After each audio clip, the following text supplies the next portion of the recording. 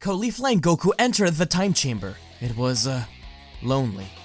Even in these first few seconds, they realized that they probably wouldn't last long. In the original story, Goku didn't last long at all, but he was alone. With Caulifla with them, both of them are able to keep a calmer mind, as well as get exponentially stronger thanks to being able to train with each other. Would the androids be defeated this way? Even Caulifla doubted it. The two Saiyans still had their tails. Unlike the original story, both of them know that they become Ozarus under the full moon. Caulifla found out during their battle in the Red Ribbon base, and she told Goku later on. Thus, Kami is able to recreate the moon that Roshi destroyed with a promise that Goku and Caulifla would be careful not to look at the full moon. Caulifla recognized the power the tail gave them, even without transforming. Yamcha made sure to get in contact with Bulma and to warn the leaders around the world. She would stay at the Pilaf kingdom and tell him that they may need his support. Pilaf agrees, as he doesn't want to be reduced to a lackey again. Even with the two in the chamber, it was less than 12 hours before Goku and Caulifla stepped out. They were tired, beaten, but clearly stronger. Krillin and the others were found meditating with Kami and Popo. They all felt their ki once they appeared outside of the chamber. They were so surprised that they jumped and opened their eyes. Popo reprimanded them, and Kami stepped to Goku and Caulifla. Kami is excited to see the progress that Caulifla and Goku have made. But first, only around 35% of those who watch these videos are subscribed, so don't forget to click the subscribe button down below. It's totally free, and it helps get videos out to you guys. Anyways, the adventure continues. He explained that it looks like their training went okay. They lasted longer than he expected, but neither of them were talking much. It was clear that the experience had affected them greatly. Kami invited them to rest for a bit, and got Krillin to bring a pair of senzu beans. They were all finally healed, and the humans had grown immensely in power as well. They were ready. Popo wished them luck, telling them that their training had just begun. Kami nodded at Goku and Caulifla. Once they flew out, a smile formed on Kami's lips. If they ever needed anyone to save them from Piccolo, they would be the ones to call. He was proud, and couldn't wait to welcome them again. But how would they find the androids? They couldn't sense their ki. At the very least, they could go to the place where they lost the last battle. Once there, they found the body of Master Roshi. They were sad, but a part of them was happy to see him. They were afraid that he could have been turned into an android. They made it to Kami House, where they buried Roshi along with Turtle, giving him his sunglasses. Turtle explained between tears that the king's army has been in constant struggle against the new Red Ribbon, that they were spreading fast. Their leader, Doctor Gero, only wanted to find the monkey-tailed children. Goku and Caulifla looked at each other and told everyone that they were going to Pilaf's castle. The army would make it there eventually. Tien and the others follow close behind. Once there, Caulifla reunites with her family, telling them to evacuate as soon as possible. What little army they had, it would have to do. Caulifla's sister hugged her tight and made her a promise to return safely. Her dad nodded at Goku. Soon enough, the army appeared. Dr. Gero flew on a plane above everyone, watching from afar, while Shen and Tao flew around him to protect him. The giant android 9 rushed in, crashing through the armies towards the castle. Bulma, Violet, Shu, and Mai did their best to defend themselves against regular soldiers, but the androids were far too much for them to handle. It was up to Krillin, Tien, Yamcha, and Chaozu to help out, and they were surprised to see how well they did compared to last time. By sensing each other's ki signature, they were able to work as a team. Every punch was calculated. Every ki blast counted. They were still struggling, but they could actually stand a chance. Red slammed his fist down, knocking back Krillin and Tien. Once they got back up, they realized that they couldn't move. General Blue had gotten his psychic skills on them. They were in trouble. Thankfully, Roshi's Kamehameha had gotten rid of the majority of the other prototype androids, so it was just these and the regular soldiers. Meanwhile, Goku and Caulifla paced back and forth within the throne room. Pilaf watched them nervously, wondering what they were doing. In reality, they were just very hungry. He fell off his chair once he heard their stomach grumble and got them some food immediately. The two heard a noise from above, and boom! Something crashed through the ceiling. Tao and Shen, they were already looking stronger with new repairs. Gero used the plane's loudspeaker to make an announcement, declaring the Red Ribbon Army as reborn, and the end of Goku and Caulifla. Shen and Tao descended, saying that the two kids will soon be dead like their master. Their fight began. Goku rushed directly to Shen, ready to avenge Roshi. Tao sliced Caulifla again, but this time she was ready, catching the sword between the palm of her hands and snapping it in half. The fight was intense, and the kids were doing a lot better.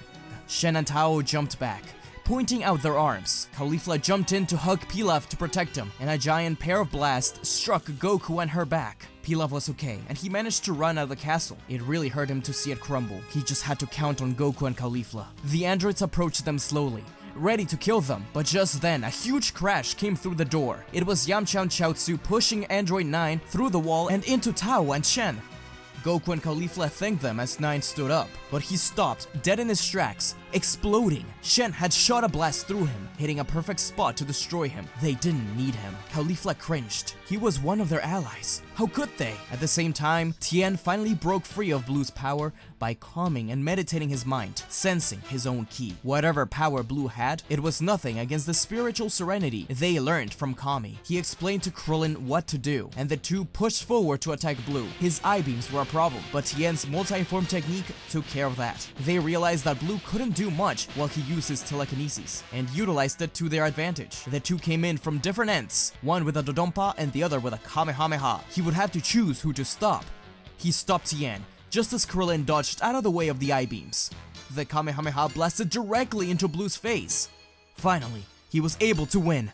That was payback for the Pirate Cave. They needed to go see what was up with Goku and the rest. When they arrived, they watched Tao and Shen battling everyone. Shen's crane hat blasted at Chaozu and Yamcha, flying off against the wall. Krillin tried to help, but he was caught by Tao and slammed against the floor. Tao looked back and blasted at Tien through his eyes. Goku and Caulifla watched in disbelief, their friends falling around them. They needed to finish this quickly. They took a step forward, but they were surprised to see all of their friends stand up at once, saying that they can't give up just yet. Tien looked at Caulifla and smiled. All together, Krillin, Tien, Yamcha, and Chaozu opened their auras and ran forward, ducking and slamming their fist in an uppercut. Krillin and Chaozu sent Tao flying up, while Yamcha and Tien sent Master Shen. They yelled out for Caulifla and Goku to do something. Both of them focused their ki all together, Caulifla on her right hand and Goku on his left. A Kiko-Ho and a Kamehameha. They were about to show them that the Turtle and Crane School could coexist. Pushing forward, the Kamehameha shooting right through the middle of the Kiko-Ho. It was an attack that no one had ever seen before. Everyone cheered, but Shen's crane hat opened its mouth one more time, shooting forward. Tao was doing the same with his hand. The beams clashed. For a second, it looked like they were about to win. Goku and Caulifla looked at each other. They were tired. They didn't know just for how long they could hold the blast. But then something struck them. It was a strange feeling, almost the same feeling as they had when they became Ozaru. Their eyes sparkled red for a split second, and they looked forward. They heard the roar of a great ape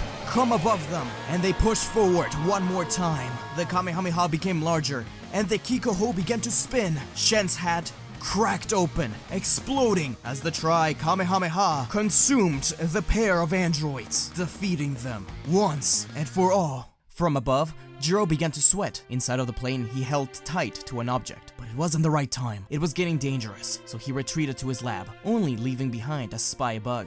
Caulifla and Goku fell to the ground, tired and beat.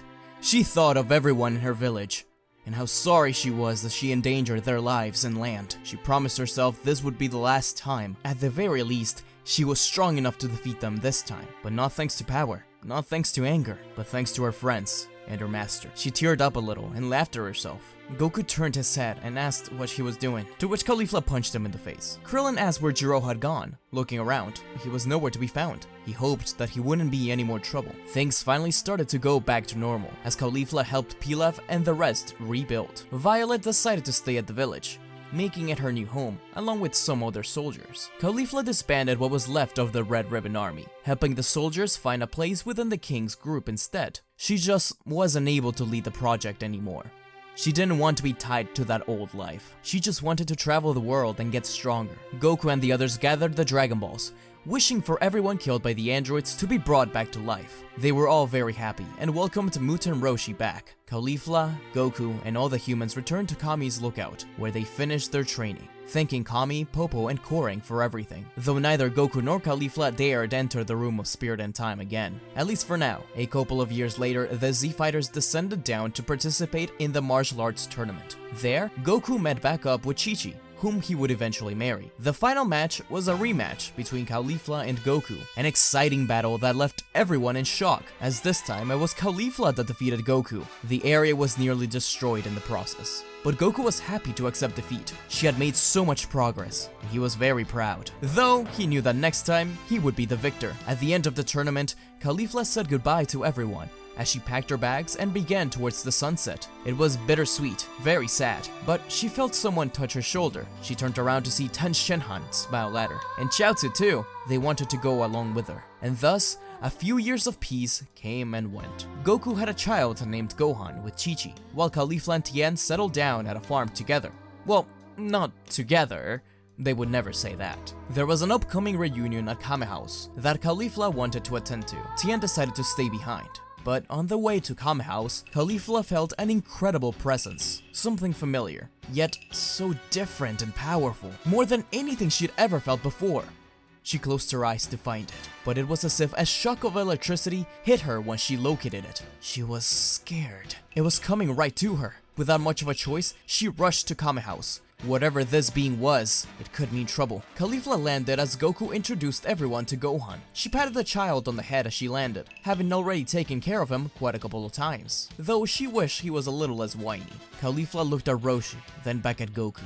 She asked if they could feel that. Instantly, Goku jumped back, pushing Gohan behind himself. The power was getting closer. The two got in their battle stances. Krillin too. He sensed it. As if a flash, a figure appeared.